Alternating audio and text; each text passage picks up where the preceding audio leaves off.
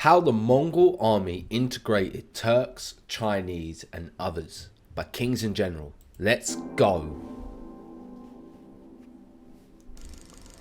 While films and video games like Ghost of Tsushima often show the Mongol conquests undertaken by forces entirely consisting of the Mongols, this is a gross simplification. Of course it is. The majority of the army serving the Great Khans was multi-ethnic and not made up only of nomads. We Today, found we that will out detail throughout the this whole importance series, of these didn't we? non-Mongolian troops in aiding the Mongol conquests, generally taking the roles the Mongols could not fulfill themselves. Okay.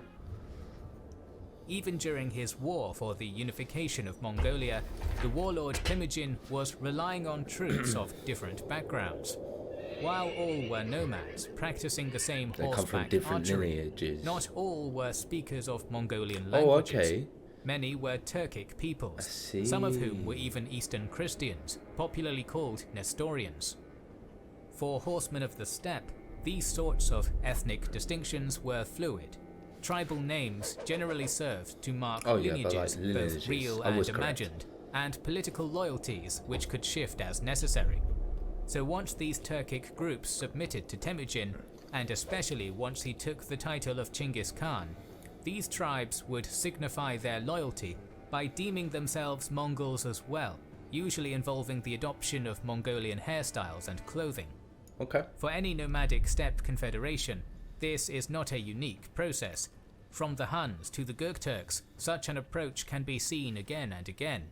So it's sort Following the declaration of the from them empire as well. in 1206, Chinggis Khan rapidly began to expand the Mongol Ulus, incorporating neighboring peoples into his army, many of whom were speakers of Turkic languages, who were nomadic, semi-nomadic and even agriculturalists. Okay. The forest peoples around Lake Baikal, the Kyrgyz of the Yenisei River Valley, the Uyghurs of Xinjiang, the Karluks of Al-Malik, and the Ongut in what is now Inner Mongolia.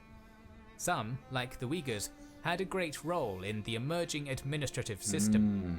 It was from the Uyghurs that Chinggis Khan adopted a script for the Mongolian language, still in use today in Inner Mongolia. While Chinggis was incorporating these peoples into his army, it was fundamentally not changing the army itself, for it was their cavalrymen he incorporated. For his early campaigns in the steppe, infantry was too great a liability. However, once Chinggis Khan began to take his war to the more powerful sedentary kingdoms in what is now China, he required a shift in his operational thinking. Fighting against the Tangut kingdom, his horsemen had little offensive capability against city walls. Dominating in a field battle, they lacked the knowledge to besiege cities effectively.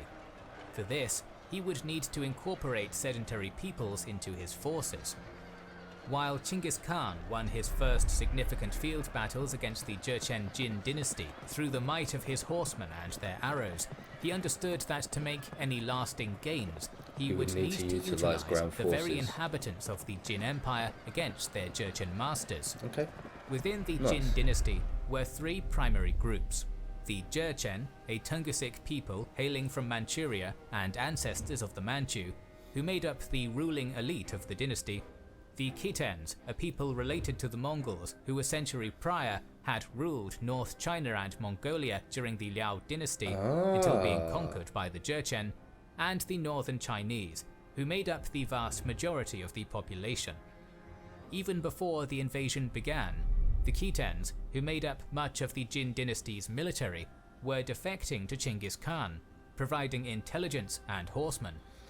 Having been treated as second class since the Jurchen conquest and denied advancement in the military, there was long simmering antagonism between the Khitan leaders and the Jin. Of course there Jin would be when you're rulers, suppressing fearful people. of a Khitan revolt in the face of the Mongol attacks in 1211, had sent Jurchen colonists among them in an attempt to subdue them. The effort backfired monstrously, creating the revolt they so feared and resulting in a restored Liao dynasty, which immediately submitted to Chinggis Khan and provided more Khitan forces to aid in his conquest. Not only were they men and horses for the Great Khan, but they also took the same resources away from the Jin Emperor and stretched their forces even thinner. While they were undoubtedly important for the fighting in China, we know Khitan horsemen would accompany the Mongols in the west. In late 1218 or early 1219, when Jochi and Subutai were returning through Kazakhstan from hunting down Merkit refugees near the Caspian Sea, they were attacked by the Khwarezm Shah Muhammad II. In the fighting, Jochi was injured and nearly overtaken by Khwarezmian troops until he was rescued by a timely charge of a Khitan prince in his keshik.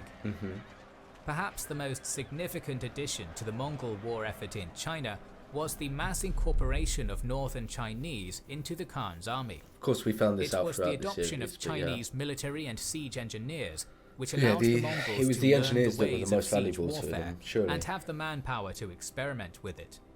The Mongol leadership always wanted to avoid expending the valuable lives of their nomadic horse archers. Each one was a lifetime's investment and hugely effective in the open field. To use them to push siege equipment was simply to waste them. It would The be such a Mongols waste. recognized this early on, and it was for these tasks they employed their ever-growing new Chinese army. From pushing siege equipment to filling in moats, to manning catapults and scaling ladders, tens of thousands, if not hundreds of thousands of Chinese were brought into the Mongol army within years of the start of the conquest. Many were undoubtedly forced, driven before the Mongols as a veritable human wave to absorb the arrows of the defenders. They were. But it cannot be dismissed that many willingly joined the Mongols, particularly once it seemed the Jin dynasty had lost the mandate of heaven, the right to rule in China, when they abandoned their capital of Zhengdu in 1215. By the time Chinggis Khan took his forces west in 1219 against the Khwarezmian Empire, there were far more Chinese fighting on behalf of the Mongols in China than there were Mongols fighting in China. Really? While some of these Chinese forces were under the command of Mongol, Turkic, Khitan or Uyghur officers, many were led by Chinese warlords and militia leaders who sided with the Khans, like Shi Tianzi or Cheng Zhou. These were men who not only willingly served the Khan of Khans, but did so with extraordinary loyalty. Shi Tianzi and his family would remain prominent military leaders under the Mongols until the reign of Kublai Khan, and Cheng Zhou was the most trusted lieutenant of the brilliant Mongol commander Mukhali.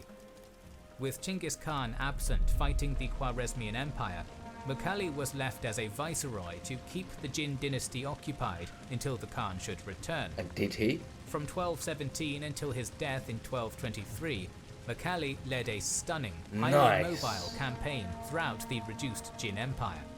City after city was taken and retaken, while Mukhali drove his armies to within striking distance of the new Jin capital at Kaifeng. While Mukhali's main force was Turkic and Mongolian horsemen, augmented by Tangut cavalry, in other provinces in China, Mukhali left command to officers like Cheng Zhou, who fiercely fought against the Jin to expand the Mongol Empire. Neither the Jurchens nor the Mongols were Chinese, yet in much of the increasingly ruined Jin Empire, the fighting was being undertaken almost exclusively between the Chinese subjects of both states. In the area around the Shandong Peninsula, this became particularly confusing. Here, an uprising against Jin rule broke out, known as the Redcoats. Here, loosely aligned warlords, some independent, some aligned with the Mongols, some aligned with the Song dynasty, and all hating the Jin, fought themselves, the Mongols, the Song, and the Jin. Some, like Li Chuan, joined the Mongols and on their behalf fought the Jin and the Song for decades, earning high status and rewards from the Mongol government. Li Chuan's son, Li Tan, lasted as a prominent regional warlord until he revolted against Kublai Khan in 1262, so that's likely on account of Song bribes and their empty promises. Only in reaction to this did the Mongols crack down on the power of Chinese warlords in their service. Despite the restriction of their independence, the Chinese in Mongol service only increased in importance as their war advanced into the more humid, less horse-friendly climate of southern China. Against the Song dynasty, a vast army and riverine navy of Chinese was assembled, serving alongside a corps of Mongol horsemen and often under the command of Mongols and Central Asian Persians and Turks. By the end of the war against the Song dynasty, during the pursuit of the fleeing boy emperors to the island of Yaishan, The combined Mongol-Chinese army was under the supreme command of a northern Chinese, Zhang Hongfan, assisted by a Uyghur, Arik Kaya, and So a they're still Central giving Asian Muslim, Chinese Omar. power. The They're just Mongol being conquest careful of who they China provide could it not to. have been completed without the manpower of the Chinese or their military skill for taking cities. The Mongols made heavy use of Chinese manpower. Cities in Mongolia like Karakorum and Chinkay-Balasagun were built using laborers from China.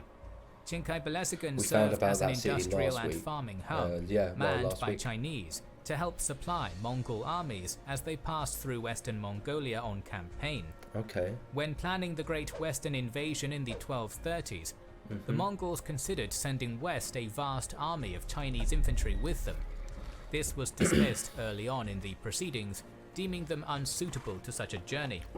However, Chinese siege engineers were brought with the Mongol armies on Chinggis Khan's invasion of Khwarezm, almost certainly with Batu and Subutais' 1230s Western campaign, and with Hulagu in the 1250s, thousands of them and their families, to assist him in taking the remaining fortresses of the Islamic world. But the Chinese were not the only ones brought into use in the Mongol armies in the west. As the Mongols advanced across the western steppe, many of the local Turkic tribes were absorbed into their forces. During Jebe Noyan's swift conquest of the Karakitai, the local garrisons largely submitted to their new Mongol masters without issue, but there's not substantial evidence to suggest they accompanied Chinggis Khan against Khwarezm. In the Khwarezmian Empire, much of the military was Turkic Kipchak tribes, a great number of whom freely abandoned their posts to join the Mongols upon invitation and fight against their former employers.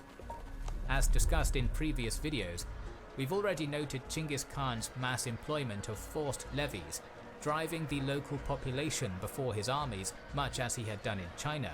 Forced labor, With his forces now experienced in siege warfare from the fighting in China, there was less of a need for defections, as long as the Mongols could use the locals in the most vulnerable positions. After Chinggis's bloody campaign ended, however, the Mongols were more amenable to utilizing the locals militarily, generally for garrisoning cities. Regional commanders appointed by the Mongols would not have had access to substantial numbers of nomadic troops. Therefore, when rebellions did rise up after the conquest, the initial responding force would not be Mongols from the steppe, but locally raised militia.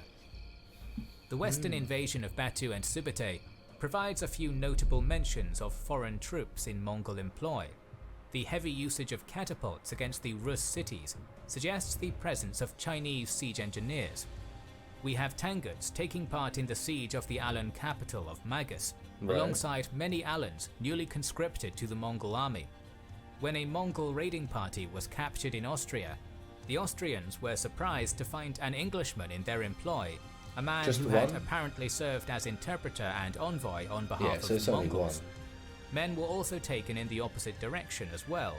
Rus, Kipchak and Alan men were carried east to serve in the Mongol military, often filling the role of bodyguards. The general assumption seems to have been that transplacing these men like this ensured their loyalty. A young Kipchak warrior would be unlikely to learn Chinese well enough to start taking bribes or escape on his own, and therefore be forced to remain utterly loyal to the Khan. After the end of Mongol imperial unity, the reliance on non-Mongols became even greater. The Ilkhanate made heavy use of Georgians and Armenians from Cilicia and beyond, largely as heavy cavalry, who often took a primary role in their many battles against the Mamluk Sultanate. While some have suggested this was due to the superiority of the Caucasian heavy horse, it may just be again the Mongol inclination to place their foreign, expendable troops into the most vulnerable positions. I don't know, those knights were powerful. So let me know what you guys think. Kublai Khan's foreign ventures towards the end of his life demonstrate the reliance on non-Mongols for roles his horsemen could not fill, leaving many of the Mongols to guard major sites, particularly on his border with the Central Asian Khanates. Kublai's famous and often disastrous overseas attacks were usually made up of Chinese troops, augmented by the people inhabiting the part of his empire in the closest direction to that which he wanted to strike. For the invasion of Japan, There we go. Koreans built and manned much of the ships that made up the navy, especially in the first invasion, while northern Chinese, Jurchens and Khitans, as well as Mongols, made up the varied assaulting forces.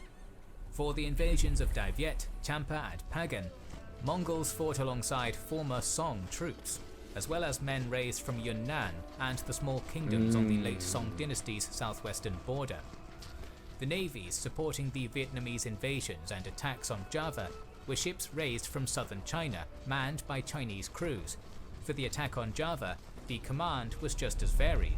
The army was led by a former Song commander, Gao Xing, the navy commanded by a Uyghur, Yikmis, and the total force was under the overall command of a Mongol named Shibi. Interesting, okay. The Mongol army was never a homogeneous body. No. Aside from these most obvious mentions we have made, It just there wasn't were good at thousands naval upon warfare, thousands was it of at men all? from across Eurasia who served the Mongols in less exciting roles. Local scouts to show them routes, smiths and artisans from Central Asia carried with the force to help produce and maintain weapons and supplies needed for the daily function of the army. Physicians from China who must have set broken bones and mended wounds from Korea to Afghanistan. Ooh. While okay. the Mongols themselves provided the necessary edge in direct warfare, it was the vast support system and ability to draw on the knowledge and traditions of they were peoples willing across to Eurasia, adapt which and allowed the take what they Mongols to needed as expand they went beyond along. the Eurasian steppe. And absorb This the series will information. continue in the coming weeks, so make sure you are subscribed and have pressed the bell button to see the next video in the series. Please. I'm thoroughly enjoying this one, and I hope you guys are subscribed to them and you've got their bell icon hit, because I have. If you haven't, and if you haven't watched this video or you're just looking forward to seeing their most recent video, then go over to their channel. That link's in the description box down below. If you enjoyed my reaction, looking forward to future reactions, you know what you need to do. You need to like, comment, subscribe, hit that notification bell, and I'm going to catch you in the next video.